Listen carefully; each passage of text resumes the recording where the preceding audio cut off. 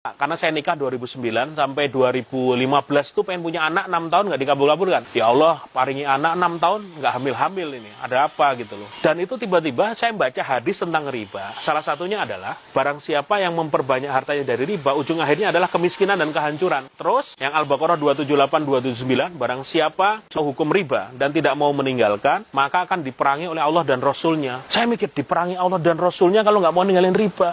Garuk-garuk, ya Allah, jangan-jangan aku ya. Konsultasi, saya kontak Ustaz Samsul Arifin, Ustaz Fatih Karim, tak telepon sampai 1 jam. Mas Sabtu, sekarang bertanya kepada diri, dengan berapa tahun ini setelah punya utang, hatinya tenang nggak? Enggak, Etan. Gelisah ya. Kalau boleh beranalisa atau berburuk sangkanya ya itu karena dosa riba yang Mas Abdul masih lakukan. Celepo tuh. Mas, riba itu adalah semua pinjaman yang ada bunga di sana. Semua pinjaman yang ada kelebihan bayar jatuhnya adalah riba. Dan itu dosa paling ringan.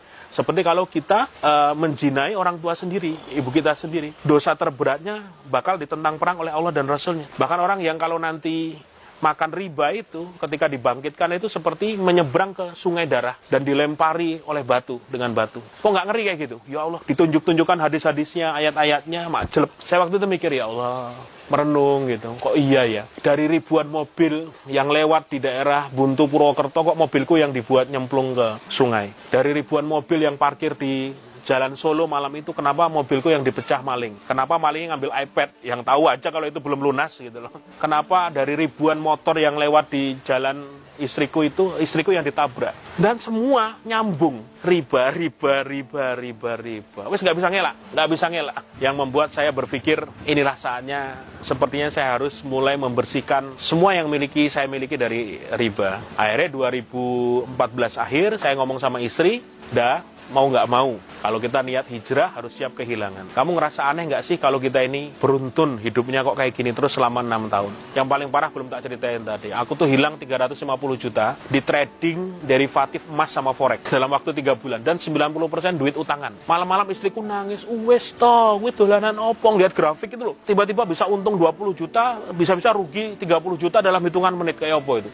Senut, penak nyari uang. Emang bisa dapat duit cepat, tapi hancurnya juga cepat. Benar-benar seperti judi. Dan itu puncaknya 3 bulan saya nangis, sama istri nangis. Wes kita pelukan bareng, duit 350 juta. Dan 90% utangan loh, harus ngembaliin loh. Wah, gak karu-karuan, gak tenang, gak karu-karuan. Setelah saya total, ada 13 titik utang saya. Dari yang paling gede, rumah, ruko, rekening koran buat tempat produksi. Habis itu kartu kredit berapa titik. Ada asuransi. Ding, ada yang pakai riba, ada yang nggak pakai riba. Tapi semuanya utang. Jadi langkah-langkah orang kalau mau bertobat kan, hijrah dari riba, 1 tobat. Sholat tobat yang banyak. 2 rakaat dan doanya itu cuma 1. Ya Allah, saya pengen tobat dari riba. Mampukan saya untuk melunasi, nggak tahu duitnya dari mana. Karena kalau tak total itu 2,1 miliar. 2,1 miliar, bayangin. Duitnya sekondi raono.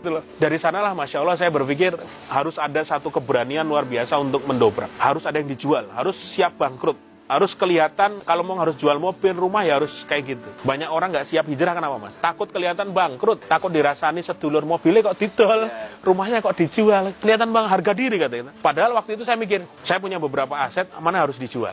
Istri ngeboti rumah, ya wes rumah dipertahankan bicarane. Ruko yang strategis yang tadi ngundang 100 orang pas selamatan itu kita ikhlaskan. Cuman semenjak saya memutuskan hijrah, saya memutuskan untuk nggak ngutang lagi, itu keajaiban satu persatu mulai muncul. Karena kita sudah ngomong sama Allah kan, ya Allah saya janji nggak akan ngutang lagi. Ya Allah saya nggak mau nambah utang lagi. Tolong ya Allah bebaskan saya. Akhirnya yang terjadi adalah istri saya hamil. Setelah nunggu 6 tahun, saya makin tertantang. Berazamnya, bercita-cita lunas utang makin kenceng. Saya bilang sama Allah, ya Allah, Engkau yang maha kaya, Engkau yang maha berkuasa, Engkau yang maha besar. Mampukan saya, ya Allah, lunas sebelum anak saya lahir. Saya pengen ketemu wajah anak saya dalam kondisi tidak punya hutang. Piye nek ngono ki?